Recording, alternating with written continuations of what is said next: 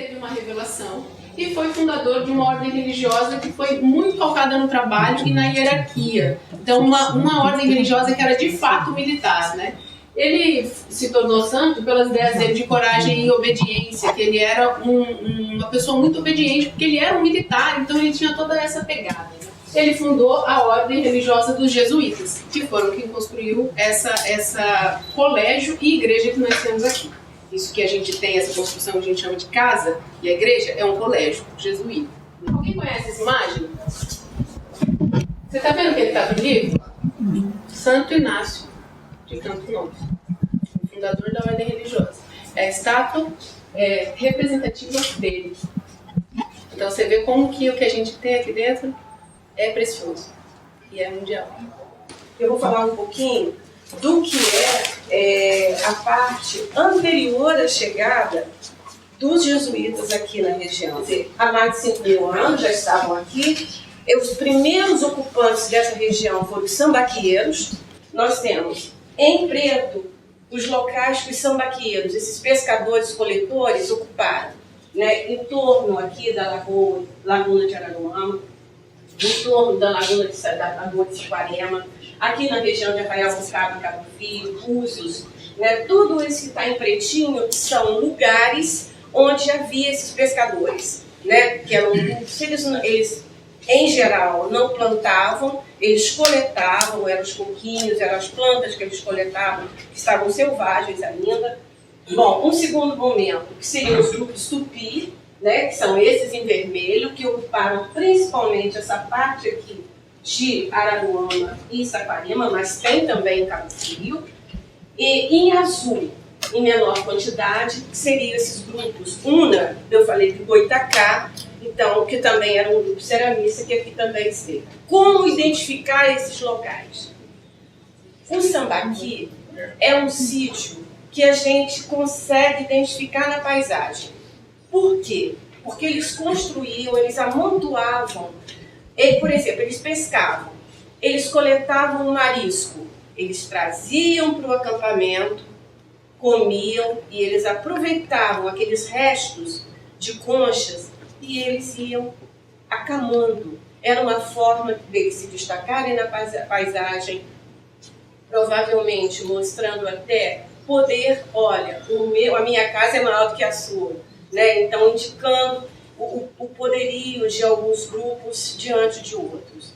Então, no Sambaqui você vai ter a concha, você vai ter os restos da caça, né, do peixe que eles pescavam. Então, tudo isso ficava, além deles enterrarem os mortos no mesmo local. Tá? Então, você tem um acúmulo de materiais que, por isso, ele se destaca na paisagem. É fácil de identificar. Então, por que preservar o patrimônio? É uma região, nós estamos em 2013, mas ela já foi ocupada há 6.000 anos. Os diferentes grupos que aqui estiveram, sambaqueiros, os ceramistas tupi-guarani, que foi dessas tigelas, dessas urnas que eu mostrei por último, e o Una, que eu mostrei apenas um tipo de enterramento, os europeus que chegaram em 1600, no século XVI. Sabe onde tem aquele ficus ali atrás? Na frente, vamos dizer, aquele ficus grande ali bem pertinho tem um Sambaqui. Se a gente olha, as conchinhas estão aqui.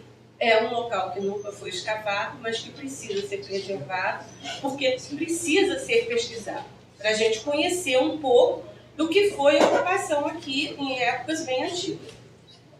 Aqui na horta, a gente tem um resto do material que, de alguma forma, foi jogado ali porque quebrou a louça que era servida na fazenda no século XIX, foi quebrando e foi sendo descartada, e ficou ali, estava ali atrás. Né? Então, é um local que também merece ser trabalhado. Então, a ideia é vocês saberem, as pessoas que trabalham com máquinas, né? É super importante, vocês todos que trabalham aqui, ajudarem a preservar isso. Quando encontrar algum material, levem, né, para o Jonas, que é ele que fica aqui, para a Cláudia, né, que está trabalhando, fazendo a curadoria desse material, para que a gente consiga entender um pouco mais e contar um pouco mais detalhadamente a história aqui para montar o quebra-cabeça. Tem que montar o quebra-cabeça. Tá, muito obrigada. Tá? Quiserem assim, alguma pergunta, fiquem.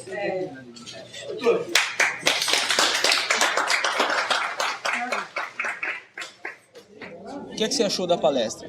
Isso da palestra é uma coisa muito interessante, muito importante para mim, que sou morador da área dos quilombolas. Eu achei uma coisa muito importante, porque isso é uma coisa que isso chama muita atenção, porque por causa da origem, que era da minha família, faz parte também da terra.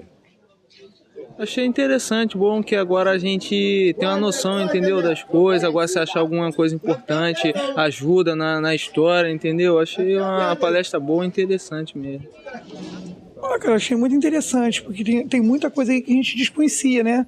Hoje, agora, após a palestra, a gente já começou a ter outros olhos em relação ao valor que tem essa fazenda aqui, porque até então a gente não conhecia muita coisa. Sabia que era uma fazenda que era tombada pelo patrimônio, mas que não sabia das coisas que existiam nela, em termos de material, entendeu? Que do século XVI, século XVII, tudo isso nós passamos a conhecer agora, né?